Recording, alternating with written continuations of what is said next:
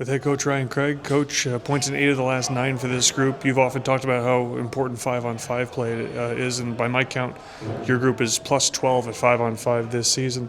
How much has that contributed to the run you guys are on right now? Well, everything I think is contributing. We've found ways to get points in different ways, whether it's having a lead and continuing to build on that for wins, coming back, maybe giving up a late goal and still getting it to overtime. So the different things that have happened along that 9-game stretch. But the important part is getting points in 8 out of 9. Our 5-on-5 play has a lot to do with that. I think our guys have bought into the standard around here, the willingness to defend, the willingness to check. It's led to some good offense opportunities for us, but more importantly, it's allowed us to, one, stay in games, but also give ourselves a good chance to win them. Jeremy Davies putting up some points of late. There have been some players coming in and out of the lineup on the back end, but he's been a constant. I think he's played in every game this season. To what degree is he been a stabilizer on the back end? Well, just that. I think his offensive game is elite. Obviously coming into a new system, learning the system as he went through camp and into our season.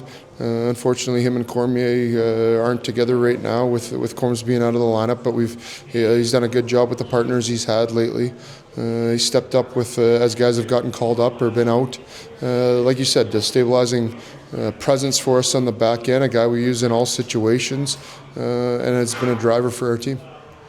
Joe Fleming had 21 penalty minutes the other night. Between he, Riley McKay, just name a couple. There have been more fireworks of late. It feels like, is it that time of year, or is there maybe a little more sandpaper in this group's game of late?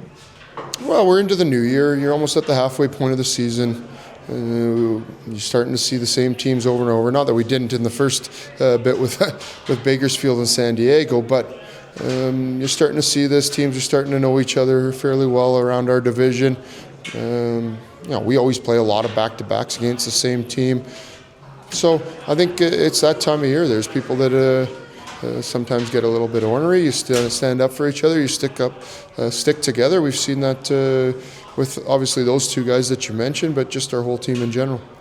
A couple more players going back and forth between Vegas and Henderson over the last couple of days. But Ontario is going through a similar situation as well. Does it ever add an element to the game when both teams are managing that situation? We're worried about ourselves. Obviously, we know who's in their lineup, but we're worried about the game we play. We feel we can plug some guys into our lineup. We're getting our captain back tonight, which is a big boost for us. We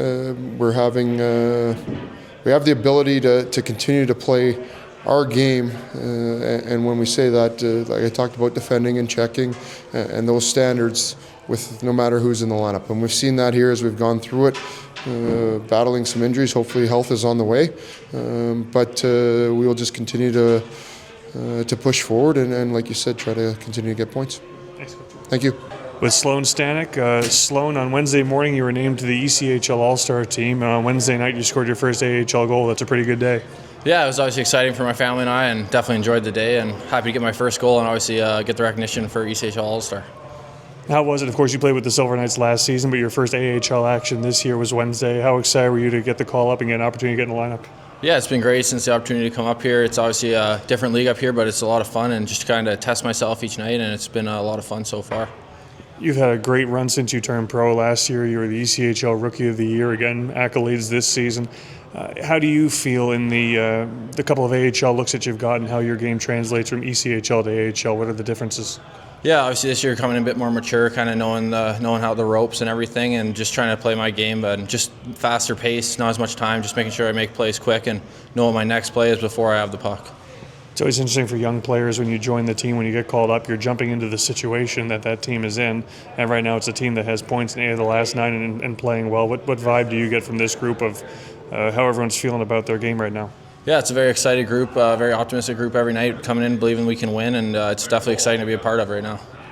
As this road trip continues, this team has seen Ontario. You have not personally, but what is the message, the game plan for what you guys need to do to get 2 points tonight? Yeah, I got to continue to play fast, be good on the walls, they pinch a bit more, and work it down low, and our offense will come with that. Thanks, Sloan. Thank you.